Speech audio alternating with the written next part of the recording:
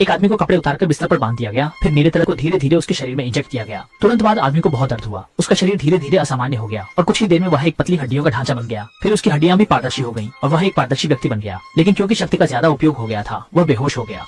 कोटे बालों वाली बहन ने धीरे से भाई के शरीर को छुआ और अचानक नीले रंग की विद्युत धारा बहने लगी। उस रात दमाई नाइट शिफ्ट में पारदर्शी बने भाई की हर गतिविधि पर नजर रख रही थी और दमाई बस एक झपकी ले रही थी। ड्यूटी रूम का स्टील का दरवाजा अपने आप खुल गया और तभी एक अदृश्य हाथ ने दमाई के बालों से खेला और धीरे धीरे दमाई के कपड़े खोलने लगा। अचानक दमाई जाग गई और उसने पाया कि उसके कपड़े किसी ने खोल दिए थे। इसके बाद दमाई ने जोर से आवाज देकर चांग को बुलाया। ये जानना चाहा कि क्या ये चांग ने किया था, लेकिन कोई उत्तर नहीं मिला। फिर दमाई ने निगरानी कैमरा देखा और पाया कि चांग बिस्तर पर नहीं था। दमाई फिर से उसे ढूंढने के लिए मुड़ी। उसी समय चांग वापस बिस्तर पर आ गया। अगले दिन सुबह दमाई चांग की हरकतों के बारे में बताती है। सैफनी बतौर छांगे की पूर्व प्रेमिका जिनफाजा को विश्वास नहीं था कि छांगे ऐसा कर सकता है। दाशन छांगे से बात करने का इरादा रखता था, लेकिन दामई ने दाशन को रोक दिया क्योंकि छांगे इस प्रयोग के समूह नेता थे और अगर उन्हें नाराज किया तो किसी के लिए भी अच्छा नहीं होता, क्योंकि उसे संगठन से निकाला भी जा सकता है। इसलिए दामई जिनंग लुबुची आंसुबिना इस दिन काले बालों वाली लड़की टॉयलेट गई, लेकिन अचानक महसूस किया कि पीछे कोई है। उसने पीछे मुड़कर देखा और कुछ भी नहीं पाया। तत्काल ही जब वो बैठने वाली थी, अचानक उसे पानी की आवाज आई। उसने यूरिनल की ओर देखा और वहाँ कोई नहीं था। इसके बाद उसने गर्मी का पता लगाने वाले उपकरण पहने। एक हफ्ते बाद जब सब ठीक हो गया और कोई नहीं पाया, तब जाकर उसने शांति से अचानक एक लंबी दूरी तय की। लगातार हो रही घटनाओं ने सभी को सतर्क कर दिया। सौभाग्य से कल ही मजबूत को रिकवरी इंजेक्शन दिया जाएगा ताकि वह सामान्य हो जाए। एक नारंगी लाल इंजेक्शन मजबूत के शरीर में प्रविष्ट किया गया और तुरंत वह रक्त के माध्यम से पूरे शरीर में फैल गया, फिर मस्तिष्क में चला गया।